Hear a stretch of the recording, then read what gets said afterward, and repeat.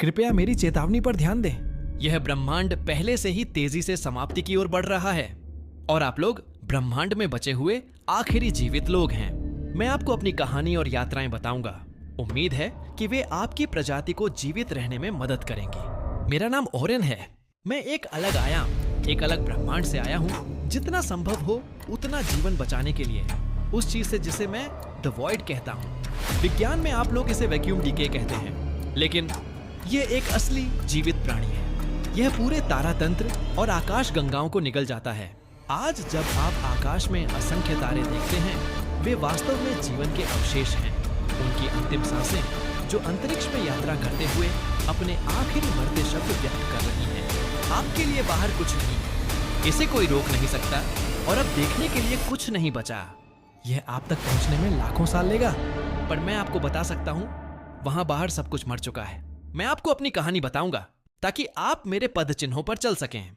शायद यह आपकी जाति और आने वाली पीढ़ियों के जीवित रहने का रास्ता बने, लेकिन आपको बहुत जल्द कार्य करना होगा। आइए शुरू करता हूं जहां यह सब शुरू हुआ, मेरे गृह ब्रह्मांड में। बहुत समय पहले मेरी जाति अत्यंत उन्नत थी। हम आयामी यात्रा के किनारे पर खड़े थे। मेरे लोगों की उम्र बहुत लंबी होती थी। तुलना के लिए अब तक की पूरी मानव सभ्यता मेरे जीवन काल की सिर्फ एक झपकी भर है। इसी वजह से पीढ़ी दर पीढ़ी विशाल ज्ञान इकट्ठा होता गया। इसी ज्ञान के साथ महान विनाश से हजारों साल पहले हमने वॉइड को पूरी आकाश गंगाएं निगलते देखा।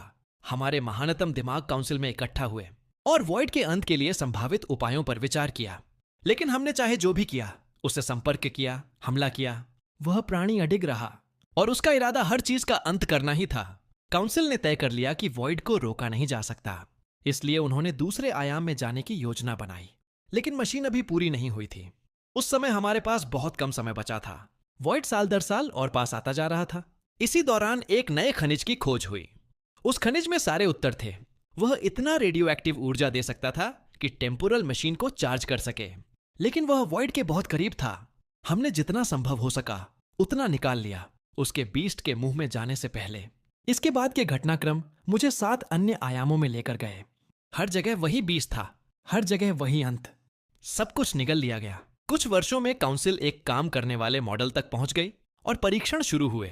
मैं उस समय काउंसिल का हिस्सा था, क्योंकि मैं हेड इंजीनियर था और परीक्षणों की निगरानी करता था। पहला परीक्षण एक युवा महिला पर था। बहुत अधिक उम्र की नहीं, वह छोटी कद की थी, लेकिन पहली टेस्ट के लिए एकदम सही। उसने सूट कुछ ही सेकंड में पहन लिया। सूट चमकने लगा। अच्छा, ये काम कर रहा है, बढ़िया। शायद इसके आकार के लिए बस एक ही टेस्ट चाहिए। मैंने सोचा,